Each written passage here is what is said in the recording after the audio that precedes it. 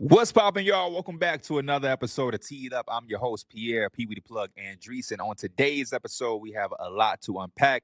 We got to start the show off with one man weave. We also have one question for every team around association. And then, as always, we're going to wrap up the show with some college basketball talk with our guy, our beloved Christian, the producer, or producer Christian, however you want to say it. To start off, one man weave, going around the league with a lot of different things that's going on, making sure y'all stay up to date on everything NBA related. The first thing that jumps on the top of my list that wasn't even on my docket is Giannis Antetokounmpo, I guess, went on a social media cleansing.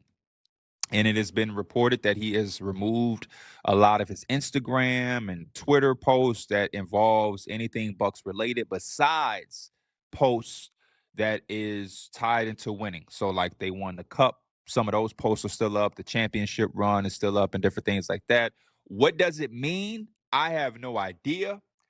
But what I can say, and I guess maybe it might come up later in the show, is the Giannis Antetokounmpo Milwaukee Bucks relationship as we know it and as we've, grown to love it, it might be at that point where it's dwindling down, right? The reality may be here. It may be time to face the music for all of us. I'm a guy that in the new climate of the NBA and basketball at every level, especially you look at college with the transfer portal and everybody is just so eager and thirsty to switch teams and to change and go here and go there, especially when times get a little tough.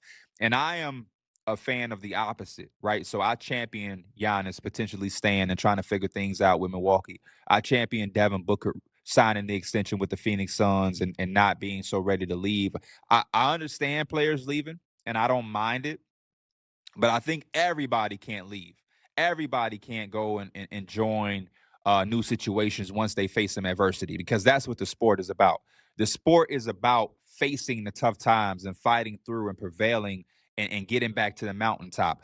And I say all of that to say that I'm a little bit more understanding for the Giannis situation because he tried, right? Like, again, we understand what the goal is in our game at any level, at any skill set, is to play to win. And that's what Giannis has talked about and echoed in almost every interview, every time a microphone is in front of him and people want him to address the situation in Milwaukee.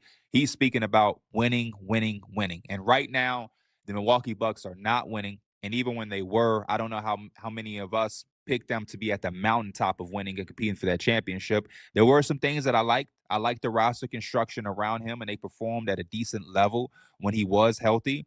But yeah, he has to shoulder so much for this team just to be above average that it's taxing. And I think that reality of him maybe finishing his career elsewhere is starting to creep up again. The conversation is becoming more prominent, and I think he helps the conversation when he does things like this. And I'm starting to mentally prepare myself for the Giannis Antetokounmpo on a different team conversation starting again. And me as a Knicks fan, it's easy for me to start to picture Giannis with the Knicks, right? Like I just look around the association and you talk about teams that can make a move and that would want to make a move. You talk about market size for a star like Giannis Antetokounmpo, who's on all type of commercials and has his own shoe with Nike and, coming up playing for a smaller market team like Milwaukee. I can see him not only want to go to a place that can win, but be such a big market. And I think New York gives him two of those things while also being able to provide some type of package for the Milwaukee Bucks. And so, again, as a Knicks fan, I'm preparing for it.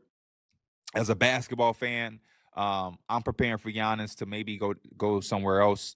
And that's a new conversation that I want y'all to start to prepare for, because I know it kind of got tiring, right? It was Giannis traded just for him to stay, just for him to say he's committed there, and then they'll ask ownership, and they'll say, "Yeah, we got the commitment from Giannis," and he comes out and says, "Oh, I never said that." It's been a whole whirlwind, and I'm sure a lot of people, maybe even Milwaukee people, are ready to see it all come to an end and kind of just accept what it is and move on.